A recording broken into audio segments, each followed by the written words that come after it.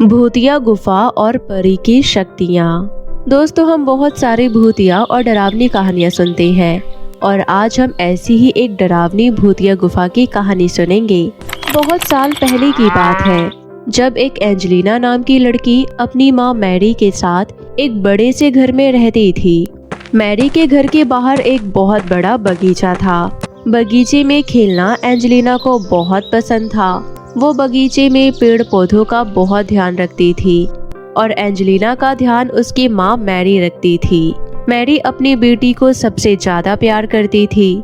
Mary का अपनी बेटी के सिवा इस दुनिया में कोई नहीं था। एक बार मैरी अपनी बेटी एंजेलिना को अपनी एक फ्रॉक देती है और कहती है, ये लो मेरी प्यारी बेटी एंजेलिना, ये फ्रॉक, ये तुम अपने पास रख लो। माँ, ये तो बहुत ही ज्यादा सुंदर फ्रॉक है, ये आपको कहाँ मिली? मैंने तो आज तक ऐसी फ्रॉक कहीं नहीं देखी। ये फ्रॉक मुझे मेरी एक खास दोस्त ने दी थी और उसने मुझे कहा था कि ये फ्रॉक हमेशा मेरी सलामती रखेगी। ये फ्रॉक जब उसने मुझे दी थी तब मैं बहुत छोटी थी। उसके बाद अब बहुत साल हो गए हैं, मैं उससे मिली भी नहीं हूँ और अब मैं चाहती हूँ कि ये फ्रॉक तुम्हारी सलामती रखे। उसने मुझसे कहा था कि ये फ्रॉक हर बुरी मुसीबतों में मेरी सहायता करेगी और मेरा ख्याल रखेगी और अब मैं चाहती हूँ कि ये फ्रॉक अब तुम्हारा ध्यान रखे। अपनी माँ की बात मानकर एंजेलिना वो फ्रॉक अपने पास रख लेती है। एंजेलिना को वो फ्रॉक बहुत पसंद आती है। इसी तरह दिन बीत रहे थे और एक दिन एंजेलिना की माँ मैरी की बहुत ज्यादा तबीयत खराब हो जाती है और वो चल बसती है। एंजेलिना अपनी माँ से बहुत प्यार करती थी। उसकी माँ के अलावा उसका इस दुनिया में कोई और नहीं था और वो अपनी माँ को अब बहुत याद करती थी। अब वो अपने इतने बड़े घर में अकेली रहती थी और अपनी माँ की दी हुई फ्रॉक को देखकर उन्हें हमेशा याद करती रहती थी। एक दिन एंजेलिना कमरे में बैठी होती है, तब उसे लगता है कि वो उस घर में अकेली हो गई है। घर उसे काटने को दौड़ रहा है। ये सोचकर एंजेलिना ये फैसला करती है कि अब वो अपने घर में किसी को किराए पर रखेगी। बहुत ज्यादा ढूंढने के बाद एंजेलिना को एक परिवार मिलता है जिसमें एक बूढ़े दादा और दादी होती हैं जो एक कमरा किराए के लिए ढूंढ रहे होते हैं।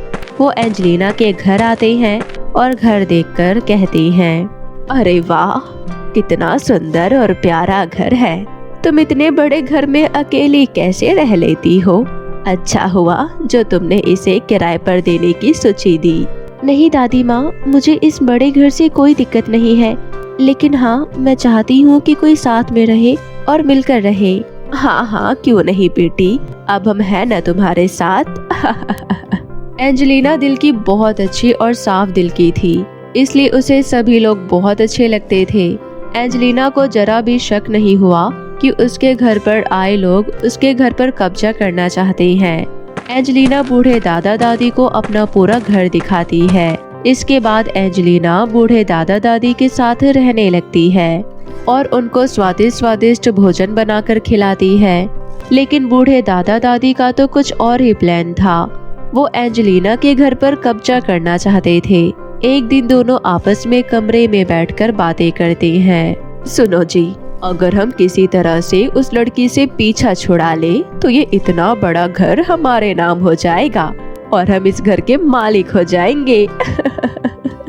अरे हाँ भाग्यवान, ये तो तुमने बहुत अच्छा सोचा है। मानना पड़ेगा, तुम्हारा दिमाग कभी कभी बहुत अच्छा चल जाता है।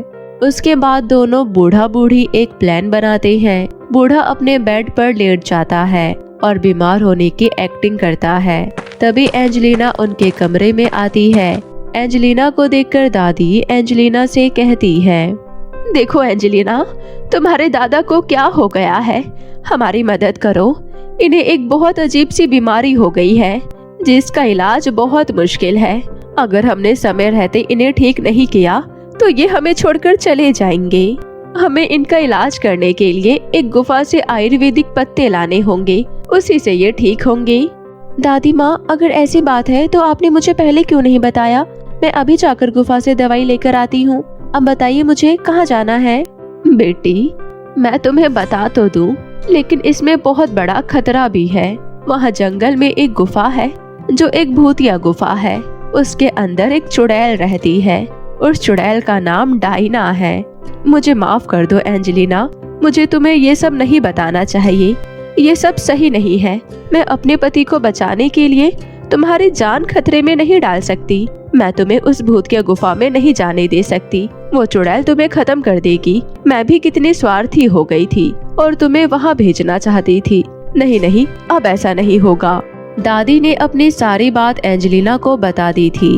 एंजेलिना बहुत ही दयालु किस्म की लड़की थी और वो उस भूतिया गुफा में जाने के लिए तैयार हो जाती है और वो दादी से वादा करती है कि वो भूतिया गुफा से दादा के लिए दवाई लेकर वापस आएगी। उसके बाद एंजेलिना सारा सामान लेकर वहाँ से निकलने के लिए तैयार हो जाती है और जंगल के रास्ते के लिए निकल जाती है। एंजेलिना दादा दादी की बातों से बहुत अनजान थी। वो काफी दूर तक जंगल में आगे निकल जाती है। गुफा तक पहुँचने पर एहसास होता है कि वहाँ पर तेज हवाएं चल रही है और हवाएं में चमगादड़ उड़ रहे हैं। ये सब देखकर एंजेलिना को थोड़ा डर लगता है। नहीं नहीं, ये कितना डरावना दृश्य है। मुझसे ये सब नहीं देखा जा रहा।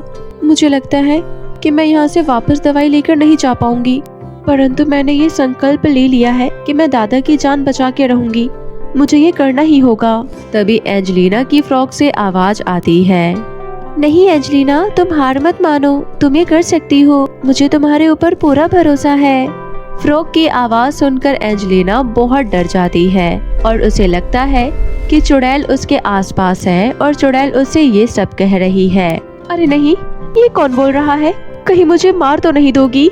नहीं नहीं, ये मैं हूँ जो तुम्हारी माँ ने तुम्हें फ्रॉक दी थी। मैं वही फ्रॉक हूँ। तब एंजेलिना को याद आता है कि आज तो उसने वही फ्रॉक पहन रखी है जो उसे उसकी माँ ने दी थी। तभी वो फ्रॉक एंजेलिना को बताती है कि वो एक जादुई फ्रॉक है। ये सब सुनकर एंजेलिना को कुछ समझ नहीं आता, पर वो उस फ्रॉक के कहे अनुसार चलने लगती है। एंजेलिना, मैं तुम्हें बताती हूँ कि तुम गुफा से कैसे आयुर्वेदिक दवाइयाँ लाओगी। तुम्हें बस डरना नहीं है, गुफा के अंदर जाना है और चुड़ैल से छुप कर रहना है। इसके बाद एंजेलिना फ्रॉक के कहे अनुसार चलती है और वो उस भूतिया गुफा के पास पहुँच जाती है। गुफा बहुत ही ज्यादा डरावनी थी, जिसमें चारों तरफ जाले लगे हुए थे और बाहर चमगादड़ निकल रहे थे। जालों पर बड़ी बड़ी मकड़ियाँ बैठी हुई थी। ये देखकर एंजेलिना को डर तो लगता है, लेकिन वो हिम्मत करके गुफा के अंदर पहुंच जाती है। गुफा के अंदर पहुंचने के बाद एंजेलिना को चुड़ैल डायना दिखाई देती है। डायना आंखें बंद करके बैठी हुई थी। तभी एंजेलिना वहां पर एक कोने में छिप जाती है। डायना को थोड़ा सा एहसास हो जाता है कि वहां पर कोई है। तभी डायना अपनी आंखें खोलती है और वो एंजेलिना के पास कोने में पहुंच जाती है और कहती है, तुम्हें क्या लगा कि तुम मुझसे बच जाओगी? मुझसे बचना बहुत मुश्किल काम है। जल्दी बताओ मुझे, यहाँ कैसे आई हो? नहीं नहीं, मुझे माफ कर दो। मैं यहाँ किसी को कोई हानि पहुँचाने नहीं आई हूँ। मैं तो केवल यहाँ पर दादा के लिए दवाई लेने आई हूँ। वो घर पर बहुत बीमार है। अगर मैं दवाई लेकर नहीं गई तो वो इस दुनिया में नहीं रहेंगे। मुझे दवाई दे दो। तुम इतनी हिम्मत करके यहाँ पर दवाई लेने आई हो? मुझे विश्वास नहीं हो रहा। रुको, मैं अभी पता लगाती हूँ कि क्या सच में तुम्हारे दादा बीमार है या तुम मुझसे झूठ बोल रही हो बचने के लिए।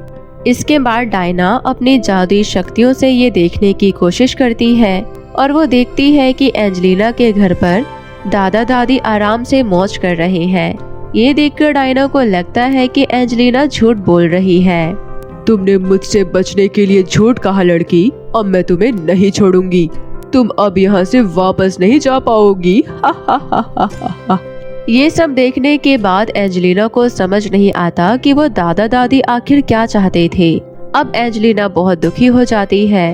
तभी वो जादुई फ्रॉक कहती है, एंजेलिना तुम डरो मत, मेरे होते हुए तुम्हें कुछ नहीं हो सकता। मैं तुम्हारी मदद करती हूँ। रुको, मैं तुम्हें अपनी शक्तियों से एक कंघी और एक शीशा देती हूँ। इसकी मदद से तुम चुड़ैल डायना से बच जाओगी। परंतु ये कैसे हो सकता है? कंघी और शीशे से चुड़ैल मुझे कैसे छोड़ देगी? एंजेलिना, तुम्हें नहीं मालूम कि ये चुड़ैल हमेशा से चुड़ैल नहीं थी। पहले ये चुड़ैल बहुत ही दयालु लड़की थी, परंतु हालात बदलते ही इसने भी अपने शौक और इरादे बदल दिए। परंतु अब सब ठीक हो जाएगा। जैसा मैं कह रही हूँ बस वैसा ही करो। एंजेलिना उस फ्रॉक की बात मान लेती है। तभी चुड़ैल डायना एंजेलिना को एक कमरे में बंद कर देती है। तभी एंजेलिना उस कंघी को चुड़ैल के ऊपर फेंकती है, जिससे वो कंघी चुड़ैल डायना की कंघी कर देती है। चुड़ैल ने काफी दिनों से अपने बालों में कंघी नहीं की थी, इसलिए उसके बाल बहुत ज्यादा उलझ गए थे। अब उस कंघी से चुड़ैल के सारे बाल सुलझ जाते हैं और वो फिर से सुंदर लगने लगती है। कंघी होने के बाद चुड़ैल डायना एंजेलिना के पास जाती है और एंजेलिना चुड़ैल को देखकर उससे कहती है, देखो डायना, मैं समझ सकती हूँ कि तुम्हारे साथ क्या बीती होगी, परंतु तुम्हें अब ये सब भूल जाना चाहिए और ये सब छोड़कर एक अच्छा जीवन जीना चाहिए। देखो, अभी भी जीने के लिए जीवन में बहुत कुछ अच्छा है। ए लड़की, ये तुम कैसी बातें कर रही हो? तुम नहीं जानती हो कि लोगों ने मुझे किस किस तरह से परेशान किया है। मुझे सभी लोग चुड़ैल कहते थे, कोई मुझसे ठीक तरह से बातें भी नहीं करता था। मैं बहुत बुरी हूँ, मैं किसी की मदद नहीं करूँगी। देखो, अगर तुम सबकी मदद करोगी तो सभी लोग तुम्हें पसंद करेंगे। तुम इतनी खूबसूरत हो, तुमने अभी खुद को देखा ही नहीं है। ये लो, ये शीशा देखो। चुड़ैल को जैसे ही शीशा दिखाने की कोशिश करती है, इधर उधर वो चुड़ैल भागने लगती है। चुड़ैल शीशा नहीं देखना चाहती थी, परंतु वो शीशा अचानक से बहुत बड़ा हो जाता है और उस डायना के सामने आ जाता है। डायना को कुछ समझ नहीं आता और वो अपने आप को देख लेती है। तभी वो देखती है कि वो तो खूबसूरत लग रही है। एंजेलिना उसके ऊपर हाथ रखती है और कहती है, देखो डायना, तुम कितनी खूबसूरत हो, तुम्हारे साथ कोई गलत कैसे कर सकता है? तो तुम मेरी बात मानो और मेरे साथ रहो। मेरा इस दुनिया में कोई नहीं है।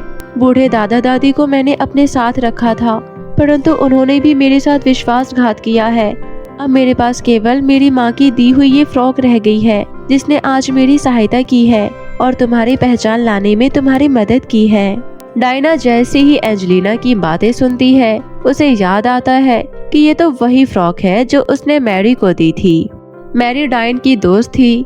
तब डायना को समझ आता है कि एंजेलिना मैरी की बेटी है। अब डायना एंजेलिना को गले से लगा लेती है और अपनी दोस्त के इस दुनिया से जाने का दुख बांटती है। डायना अपनी शक्तियों से बूढ़ा और बूढ़ी को अच्छा सबक सिखाती है। उसके बाद डायना का नाम बदलकर एंजेलिना उसका नाम स्टेफी रख देती है और अब दोनों हंसी खुशी से एक ही घर में रहने लगते हैं। तो मेरे प्यारे दोस्तों, कैसी लगी आपको मेरी ये कहानी? हमें कमेंट करके जरूर बताएं और अगर कहानी अच्छी लगी हो तो वीडियो को लाइक और चैनल को सब्सक्राइब करना ना भूलें। रामपुर नामक गांव में दीपिका और सरिता नाम की दो सहेलियां रहती थी। सरिता अपने माता पिता के साथ बहुत ही छोटे से मकान में रहती थी। वहीं दीपिका बहुत ही बड़े घर में रहती थी और बहुत अमीर थी। सरिता बहुत ही अच्छी और ईमानदार लड़की थी। दीपिका बहुत ही घमंडी और लालची लड़की थी, परंतु फिर भी वे दोनों बहुत ही अच्छे दोस्त थे। वे दोनों साथ में ही स्कूल जाते और साथ में ही घर आते। स्कूल से आने के बाद दोनों रोज शाम को पार्क घूमने जाते थे। फिर एक दिन सरिता दीपिका से कहती है, तुम्हें पता है, हमारे गांव के बाहर वाले जंगल में कोई गुफा है और मैंने सुना है जो कोई भी उस गुफा में जाता है वो वापस लौटकर नहीं आता। ये सब कहने की बातें हैं, ऐसा कुछ भी नहीं है। चलो हम आज ही उस गुफा के पास घूमने जाते हैं। अच्छा, तुम कहती हो तो चलते हैं। फिर अगले दिन सुबह सुबह दीपिका और सरिता उस गुफा की ओर घूमने चल पड़ते हैं। थोड़ी दूर चलने के बाद उन्हें दो जादुई गुफा नजर आ जाता है। देखो दीपिका, यहाँ दो गुफा है, हमें कौन सी गुफा में जाना चाहिए? अरे मुझे क्या पता। सरिता और दीपिका दोनों ये सोच ही रही थी कि कौन सी गुफा में जाए। तभी वहाँ पर एक परी प्रकट हुई और वो बोली, मेरे इस जादुई जंगल में तुम दोनों का स्वागत है और जैसा कि तुम देख सकती हो, तुम्हारे सामने दो गुफा है। एक गुफा अच्छाई का और दूसरा गुफा बुराई का। अच्छाई की गुफा में जाओगी तो तुम्हें वहाँ एक वृद्ध महिला मिलेगी जो कई सालों से बीमार पड़ी है। तुम्हें उनकी सेवा करनी होगी। और अगर बुराई की गुफा में जाओगी तो तुम्हें वहाँ ढेर सारा खजाना मिलेगा, परंतु याद रखना उस गुफा में एक नागिन रहती है। अब ये तुम पर निर्भर करता है, तुम कौन सा मार्ग चुनती हो, अच्छाई का या बुराई का। इतना बोलकर वो परी वहाँ से गायब हो जाती है। दीपिका, हमें अच्छाई की गुफा में चलना चाहिए। वहाँ बेचारी बूढ़ी काकी कितने सालों से बीमार पड़ी है। हम उन्हें इस हालत में नहीं छोड़ सकते। हमें जाकर उनकी मदद करनी चाहिए। हाँ, तुम ही जाओ अच्छाई की गुफा में, मैं तो बुराई की गुफा में जाऊंगी। सुना नहीं तुमने वो परी क्या कह रही थी कि बुराई की गुफा में हमें ढेर सारे खजाना मिल सकता है जो हमें माला माल कर सकता है। मेरी बात मानो, तुम भी मेरे साथ बुराई की गुफा में चलो। नहीं दीपिका, मैंने बचपन से ही सीखा है कि हमें हमेशा अच्छाई के रास्ते पर ही चलना चाहिए। पैसों का क्या है, पैसे तो आज है और कल नहीं, परंतु हमारी अच्छाई हमेशा हमारे साथ रहती है। पर तुम्हें तो कुछ कहना ही बेकार है। मैं तो चली अपनी बुराई वाली गुफा में, तुम ही जाओ अपने अच्छाई की गुफा में। इतना कहकर दीपिका बुराई की गुफा में चली जाती है और सरिता अच्छाई की। सरिता को थोड़ी दूर चलने के बाद गुफा के अंदर बहुत ही खूबसूरत दुनिया नजर आती है, जहाँ बहुत ही सुंदर सुंदर फूल खिले थे, तरह तरह के फल लगे थे। सरिता को बहुत भूख लगी थी तो वो पेड़ से फल तोड़कर खाने लगी। वाह, कितने स्वादिष्ट फल है। तभी सरिता को वहाँ एक कुटिया नजर आती है जिसमें से खांसने की आवाज आ रही थी। सरिता उस कुटिया के पास जाती है और कहती है, मैं आ गई हूँ आपकी देखभाल करने, अब आप बहुत जल्दी ठीक हो जाएंगी अम्मा। सरिता सच्चे मन से उस अम्मा की देखभाल में लग जाती है, दिन रात उनकी सेवा करती है। सरिता रोज कुटिया की सफाई करती है, झाड़ू लगाती है, पशु पक्षी को खाना खिलाती है और बहुत ही अच्छे से अम्मा का ख्याल रखती है। वहीं दूसरी तरफ दीपिका की बुराई की गुफा के अंदर जाते ही उसे बहुत ही अजीब और डरावनी दुनिया नजर आती है। उसे बहुत ही डरावनी आवाजें सुनाई देती है। दीपिका खजाने की लालच में आगे बढ़ती रहती है। सुबह से शाम हो जाती है। दीपिका को बहुत भूख भी लग रही होती है। उस परी ने तो कहा था कि यहाँ खजाना है, पर मुझे दूर दूर तक तो कोई खजाना नजर नहीं आ रहा और भूख से मेरी जान और जा रही है। क्या करूँ? फिर थोड़ी और आगे चलने पर दीपिका को कुछ चमकती हुई चीज दिखाई देती है। अरे वाह, मिल गया खजाना। मैं जल्दी से उस खजाने के पास जाती हूँ और सारा खजाना ले लेती हूँ, फिर मैं और अमीर बन जाऊंगी।